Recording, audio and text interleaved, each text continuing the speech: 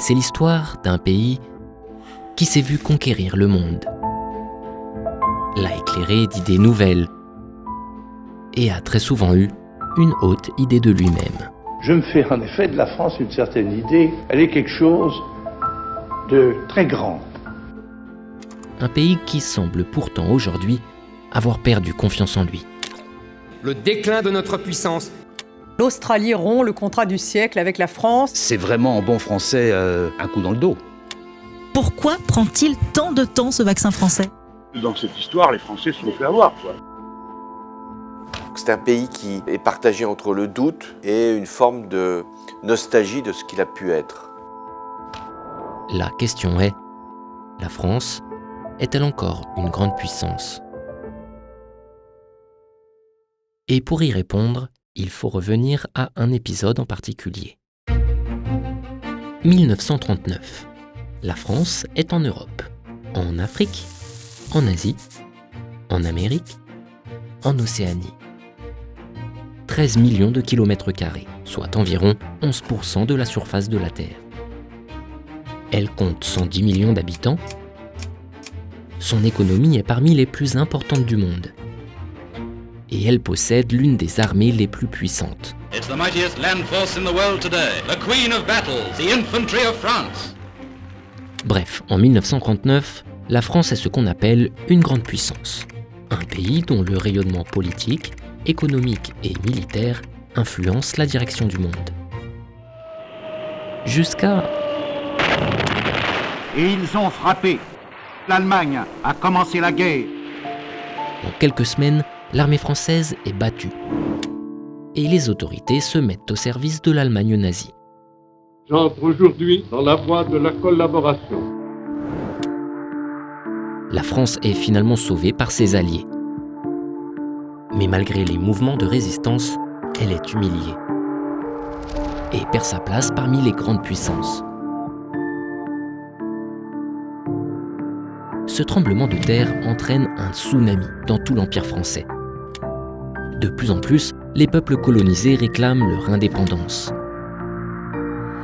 et l'obtiennent. La chute de Dien Bien Phu, tombée après 57 jours d'une bataille sans merci. Les cortèges sillonnaient la ville pour célébrer à l'unisson du reste de l'Algérie l'indépendance toute neuve. Les Français d'Algérie rentrent vers la métropole. À partir de 1962, la France ne représente plus que 0,5% des terres du globe. Une poussière sur la carte. Pourtant, les Français décident de continuer à orienter le monde. Ou plutôt, un Français.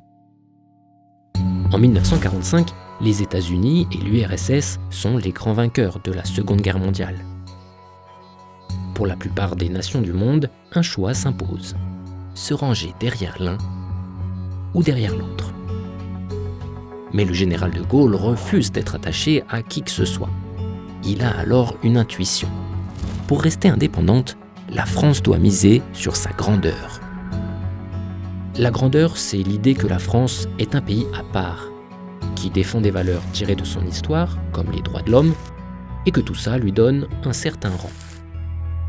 Dans cette répartition de l'univers entre deux hégémonies, et par conséquent en deux camps, la liberté, l'égalité, la fraternité des peuples ne trouvent décidément pas leur compte.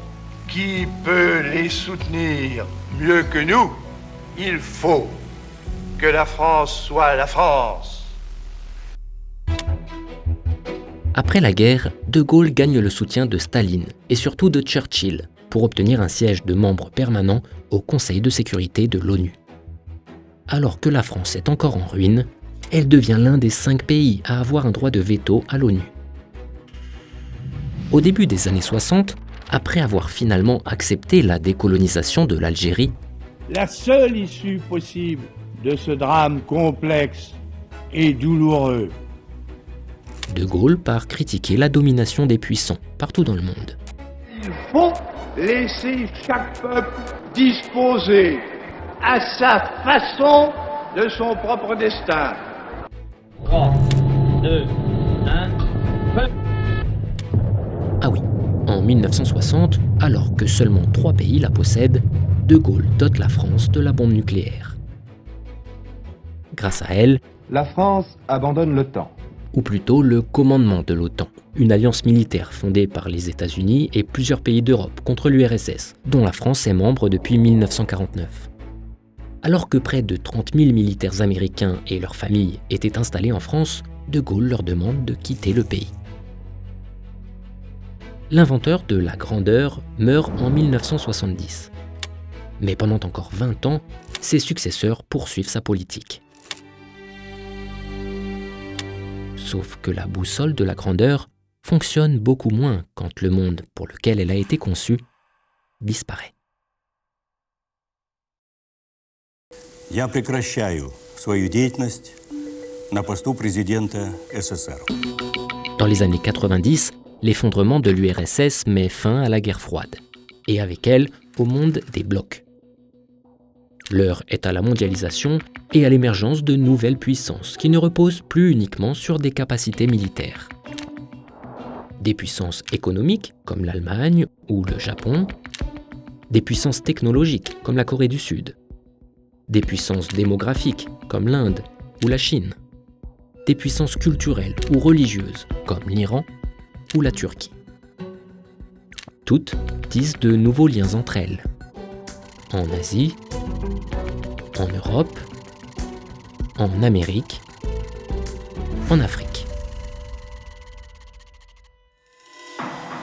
Au milieu, la France a plus de mal à trouver sa voie.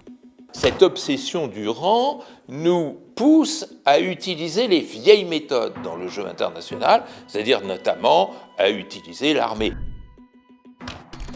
Entre les années 60 et 90, l'armée française a mené un peu plus de 70 opérations à l'étranger. Entre 1990 et 2022, on en compte presque 200. Hormis les États-Unis, c'est unique au monde.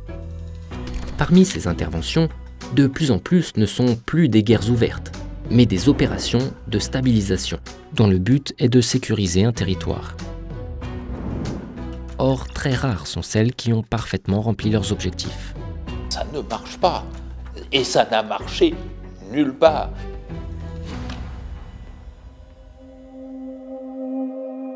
Pire, l'influence de la France est remise en cause dans des zones où elle se trouvait avant en position de force. C'est le cas en Afrique, notamment en Centrafrique ou au Mali, où l'armée française est engagée depuis 2013. Les militaires français doivent dégager de cette terre! En février 2022, alors que des mercenaires russes y déploient leur influence, elle est poussée par les autorités maliennes à se retirer du pays. Ailleurs, la France ne possède plus vraiment de lien avec 2 nouveaux centres d'intérêt stratégiques. Le Moyen-Orient, devenu l'un des principaux champs de bataille du monde, et surtout l'Asie, où vivent désormais près des 2/3 des habitants de la planète. Face à la France et à l'Europe, l'Asie du Sud-Est affiche une insolente prospérité. Enfin, le monde fait face à de nouveaux dangers, face auxquels même une puissance nucléaire ne peut rien. La menace terroriste se manifeste une fois de plus. L'OMS qualifie ce coronavirus de menace très grave pour le monde. Le réchauffement climatique est déjà une réalité. Et répondre à tous ces défis n'est pas simple, quand le pays est englué dans des difficultés économiques. La dette, elle est colossale. Notre balance commerciale est négative. Sans suppression de postes, conséquence de la délocalisation de l'activité. Et que la situation sociale se tend. De voir ces emplois partir dans d'autres pays, ça vous fait quoi? J'en pleurerais. 3 fleurons français accusés de discrimination à l'embauche. Les émeutes gagnent l'ensemble du pays. Seul un électeur sur 4 est allé voter. Des images d'une rare violence.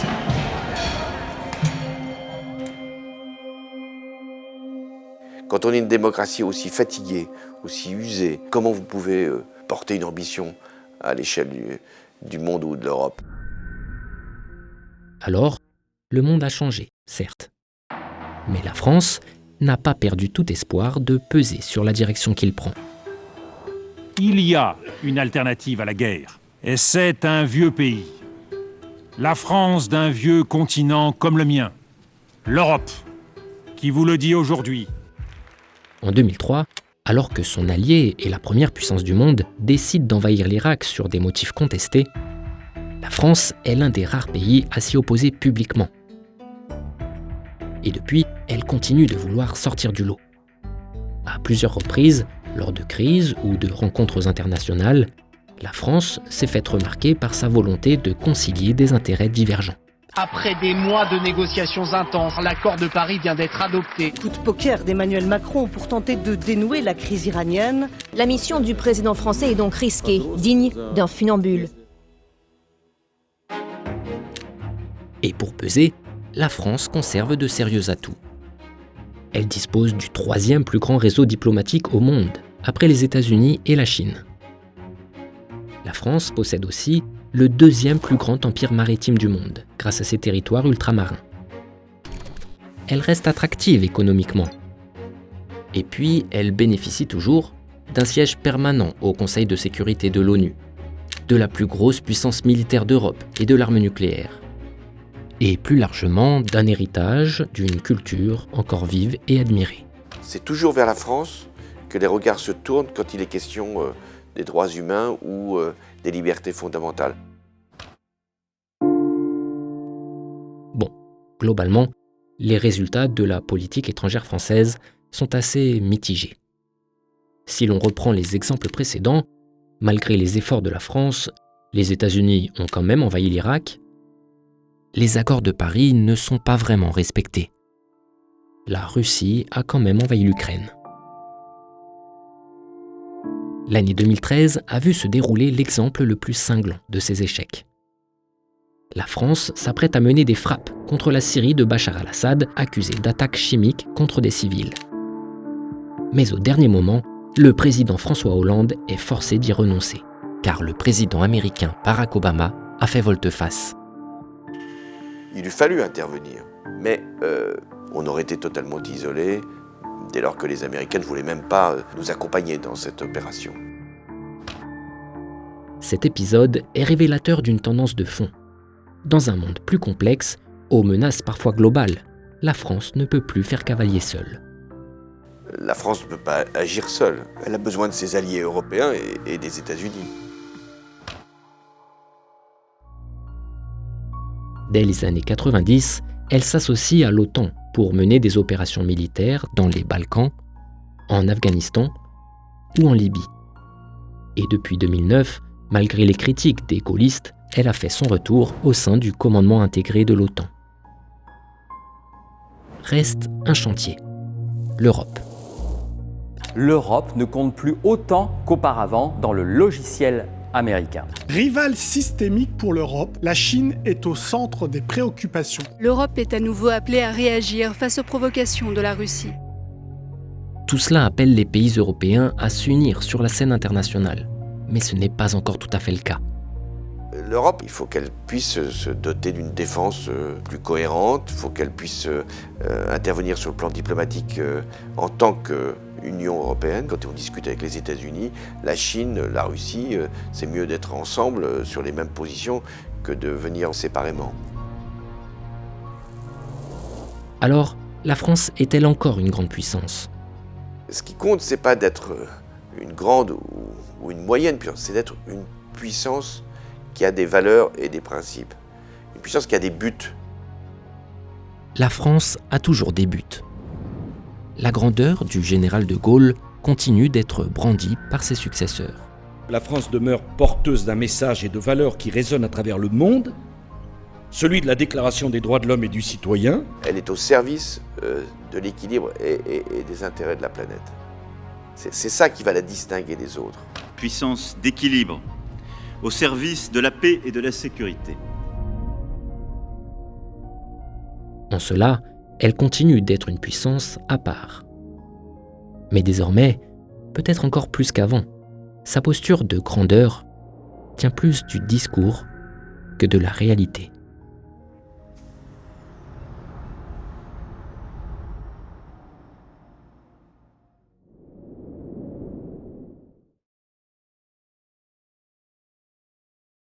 Merci d'avoir regardé cette vidéo, j'espère qu'elle vous a intéressé. Merci aussi à Bertrand Badi, Perny Ricoeur et Michel Duclos qui m'ont aidé à la préparer. Leurs ouvrages figurent dans les sources, juste en dessous. Enfin, pour la suite de cette série MapMonde, si vous avez des idées de sujets, je vous invite à nous les transmettre dès maintenant en commentaire. À très vite.